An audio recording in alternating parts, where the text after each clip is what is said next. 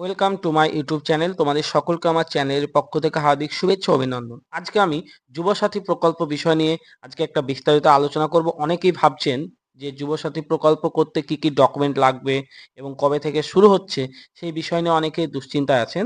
তো সেই সমস্ত বন্ধু বা দাদাদের বা ছোট ভাইদের কথা মনে করে আজকে আমি আমার এই ভিডিওটা তোমাদের জন্য নিয়ে এসেছি।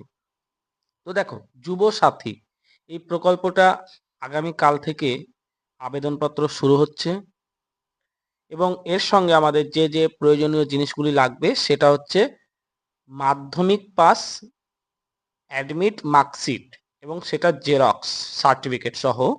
এছাড়াও আমাদের লাগবে আধার কার্ডের জেরক্স, ভোটার কার্ডের জেরক্স এবং ব্যাংক অ্যাকাউন্টের যে প্রথম পাতা। দেখো, ব্যাংকের অ্যাকাউন্ট তো দিতেই হবে, নাহলে টাকাটা কোথায় ঢোকাবে, তাই না?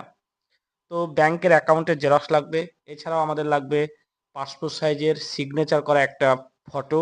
আর অবশ্যই ডকুমেন্টগুলোতে প্রত্যেকেই সেলফ অ্যাটেস্টেড করে নেবেন এবং যখন এগুলো জমা দিতে যাবেন তার সাথে সাথে অবশ্যই অরিজিনাল সার্টিফিকেটগুলোও নিয়ে যাওয়ার চেষ্টা করবেন। কারণ বলা তো যায় না যে যে কোনো মুহূর্তে হয়তো অরিজিনালগুলো দেখতে চাইবে।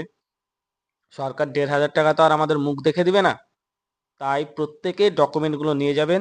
আর যে ফর্মটা পাওয়া যাবে সে ফর্মটা অবশ্যই বড় হাতের ইংরেজি অক্ষরে ফিল আপ করবেন, কারণ ওখানে উল্লেখ করা থাকবে বড় হাতের অক্ষরে ফর্ম ফিল আপ করতে হবে।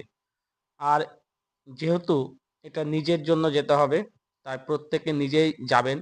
কারো মাধ্যমে কাউকে দিয়ে পাঠিয়ে দিলাম হয়ে যাবে কিনা, এরকম না চিন্তা ভাবনা করে নিজেরাই যাবেন। নিজেদের কাজ নিজেরাই বুঝে নিলে সব থেকে আমার মনে হয় বেশি ভালো। হয়তো বেশিক্ষণ সময় লাগবে না, লাইন দেওয়ার যতটা ব্যাপার আছে আপনাদের হয়তো অঞ্চল ভিত্তিক ভাবে থাকবে। যেমন কাল থেকে শুরু হচ্ছে, আমাদের যেমন কালকে পড়েছে, কারো 16 তারিখ পড়বে, কারো 17 তারিখ পড়বে, এভাবেই কিন্তু আমাদের জিনিসগুলো মানে ডেটগুলো পড়বে। তাই আশা করি খুব বেশি ভিড় হবে না।